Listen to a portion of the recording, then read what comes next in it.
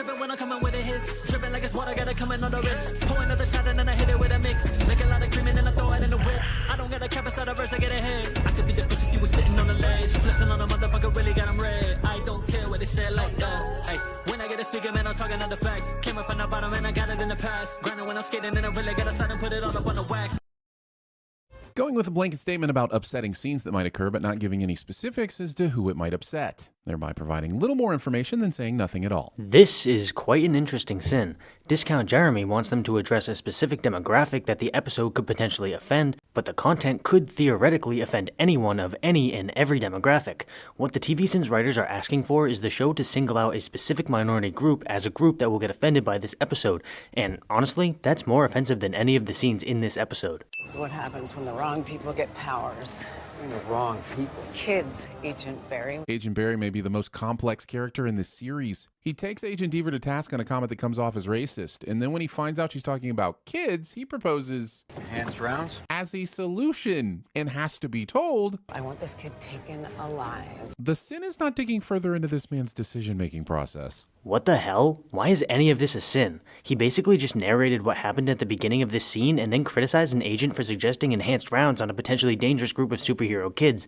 I'm not saying I agree with that suggestion, but it actually does make sense that someone would make it as a precaution. Damage control could be at Penn Station, so we're gonna transfer at the next stop and head upstate, okay? Bruno assumes that in all of the tri-state area, Damage Control has focused its entire search on just one transportation hub. How can he be so sure they won't already be at the next stop and at pretty much every station that leads out of the city? He's running under the assumption that Damage Control would be most heavily focused on the most populous transportation hub. It's safe to assume that he doesn't think Damage Control won't be at the other hubs, but just that they won't have as many men at the other hubs. Kamran somehow neither kills nor hurts anyone in the subway car with his spontaneous Nor emissions. Right, because they don't hit anyone. Why is that a sin?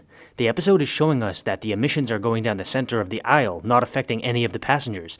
Are you suggesting that there should be deadly radiation coming from it or something like that? Cause that's the only explanation I can find for this bullshit. Oh my god! I had no idea! Oh, kids! I mean, older siblings that insist on perpetuating the same relationship dynamic that existed when you were kids. Discount Jeremy sins something realistic because he doesn't like it when it happens in real life. Cliche. Classic con gossip train. Whether it be gossip trains or just gossip in general, gossip is a sin. Hey, that's 2 in a row. This QR code started off as a fun little Easter egg in previous episodes, but now I'm beginning to worry that it's going to be spun off into its own series. He said it was fun, so this is a Discount Jeremy sins something he likes cliche. So unless this is a low-key acknowledgement of Spider-Man, there's no other sky traffic she would need to stop for. And really no need to stop for Spider-Man either. You know, because of his tingle. I agree with the sin, but you already covered it in the last one, so Discount Jeremy double dips cliche. I don't have time for chronic quotes. Excuse me. Actually, that was Abraham Lincoln. Boom! You've been Lincolned. Oh, sorry, I was waiting for him to say something else because I thought he was gonna make a joke or give an actual criticism, or even possibly say something satirical. Oh, he's not going to do any of those things? Then what was the point of this sin? Trust me, you don't want a felony on your high school transcript. It would be weird, yes, but you don't know that for sure. I wanted braces in high school till I actually had them. What can I say? Teens are weird. A whole bunch of unfunny bullshit. You need a disguise. Okay, Marvel, you're very funny, and I must admit that I enjoyed this self-referential poke at how often your production team thinks a baseball cap would in any way be a sufficient disguise. But in this case, the joke here feels a bit like a hat on a hat. Discount Jeremy sins something he likes cliche. What are you guys wearing? What are you wearing? The more important question is, how did Kamala know this is where she would find Bruno and Kamran? And if your answer is that Naki had already called her, then I will ask you where on that costume Kamala's keeping a cell phone. I mean, there could be a pocket that we don't see, or Nakia could have called her before she left the house. Either way, it's not a sin. I feel like I'm being crushed from the inside out. My screams from when I was trying to take a picture at my local theater in 2015 and the heavier-than-it-looked Pixar stand-up fell on top of me somehow make their way into this episode. Wait, was that supposed to be funny? Oof, that's embarrassing. Really need to get him out of town.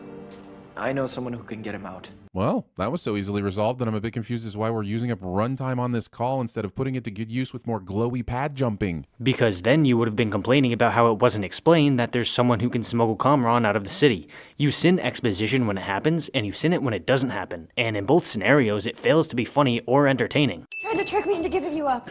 Zoe Ex Machina's her way into the group for, reasons. Oh, so close. You were so close to having a legitimate sin, but unfortunately you used the term Deus Ex Machina incorrectly for the millionth time, so I must do my duty. How did you get in here? Bathroom window. All right, I went to school here too. Because knowing how to open an unlocked window and crawl through it proves you were at this location on a daily basis for 4 years. I mean, it definitely could. Seriously, maybe that specific window is the only one in the school that's easy enough to break in through, or maybe it's just in the most convenient spot.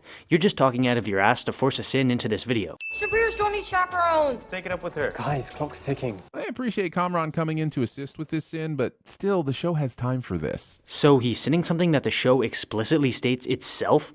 In other words, he agrees with the show, and therefore that's something wrong with it? What the hell? Also, you're in a defensive position and not actively targeting the DODC agents and feds. Well, at least most of you won't be. Wait, what? They're not targeting the agents?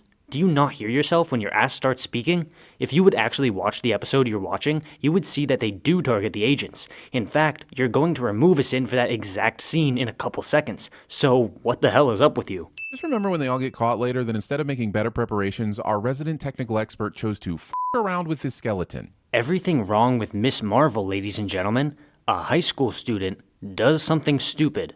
That's like sinning an orange for being orange. The thingy you're supposed to break the glass with is right there on the side of the box the entire time. I have no idea if this was supposed to be funny or just make me angry. It was supposed to be funny, and regardless of whether or not you found it funny, I'm sinning Discount Jeremy for not understanding that. You and Akia grab as many balls as you can. This sin is for the high school versions of you and me that are laughing exceedingly long at this statement. And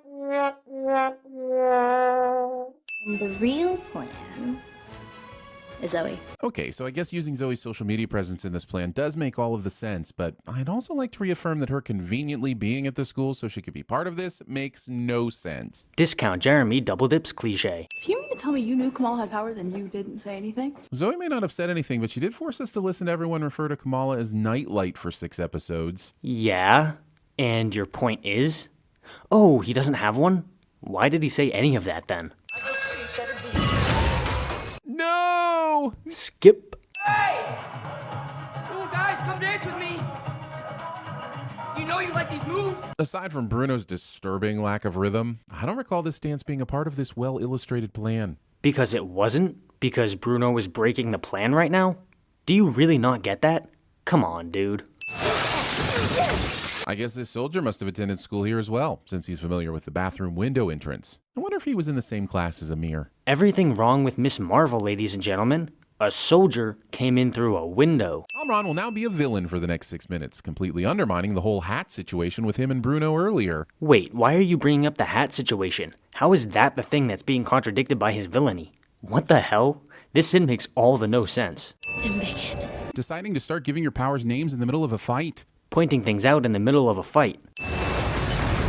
Kamala was either very certain all the agents would move out of the way at the last second, or she was very prepared to kill a bunch of people right here. Or maybe she underestimated the effect her powers would have there? Yeah, I'm gonna go with that.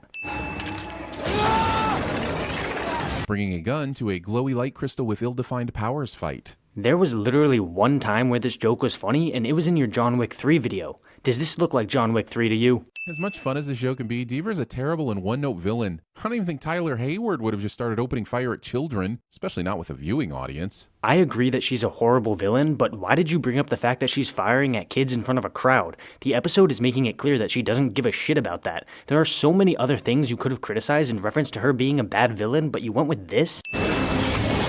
Kamala's running crew survives this because the luck of not being killed instantly when the glowing rocks hit the van was only surpassed by the luck of these things deciding to suddenly start expanding at a much slower rate. Jesus Christ, why would the impact of the glowy things kill them instantly? It didn't even flip the van over or anything like that, so how would you even justify them dying from that? How fragile do you think the human body is? As for the second part of that sin, the glowy thing starts expanding at a slower speed because Kamran is no longer focusing his power on that specific emission. It's really not that hard to understand. In her last moment, she said everything she had to protect you. That's what happened? I'm glad that cleared it up for me, but this exposition would have been more helpful in the previous episode. It would have gotten us in there too, just for being exposition, but I would have appreciated it more. I'm going to ignore the blatant admission of hypocrisy he gave there to sin the fact that he didn't understand what was happening in the last episode because they didn't explicitly state it. I mean, the episode shows us what happened instead of giving us outright exposition, but he still didn't understand it.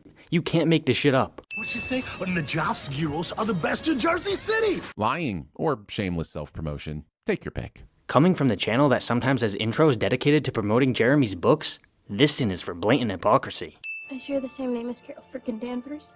I don't know who that is. He doesn't? How's that even possible? Outside of the fact that she helped save the world, his daughter has images of Carol plastered all over a room. Yusuf has never once asked, hey, what's the name of that lady on your wall? Notice how Kamala referred to her as Carol, her real name?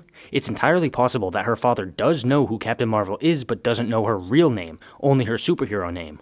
Kamala, there's something different in your genes, like a mutation. Threatening us with X-Men content instead of just giving us a moment to be content with the story we just finished. Whatever it is, it's just gonna be another label. Marvel sounding completely uninterested in delivering the X-Men content it just threatened us with. I get that this contradiction was played as a joke, but it really wasn't that funny, so sit it I shall.